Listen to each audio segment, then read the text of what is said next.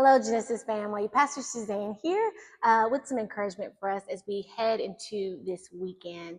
If you remember, several Sundays ago, I preached from 1 Peter chapter 5 in our Resilient sermon series. And so I want to revisit that, in particular, verse 8 of that text that reads, "Be alert and of sober mind. Your enemy, the devil, prowls around like a roaring lion looking for someone to devour." I mentioned in that sermon that 3 times Peter mentions this be alert and of sober mind. And when we look at that being alert and of sober mind, that is not a passive alertness. It's actually a clear-headedness that's associated with being alert and of sober mind.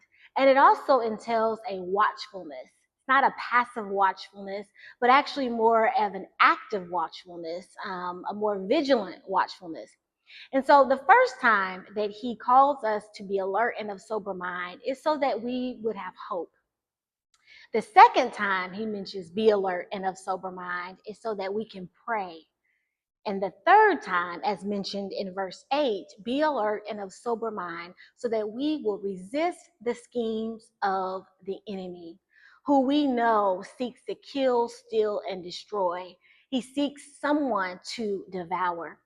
And so, as we know, anytime in scripture, especially when something is repeated, we are reminded that we need to pay attention.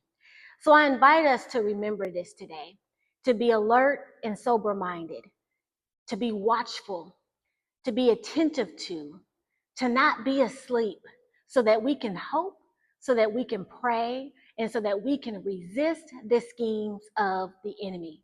We recognize that Jesus is our firm foundation, not politics, not comfort, not finances, not things, but Jesus is our firm foundation. He is our rock and our refuge, and in him we will never be ashamed.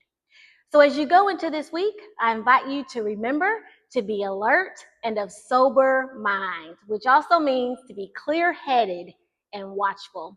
I pray that you have a wonderful weekend and that you are reminded of God's love for all of us each and every day.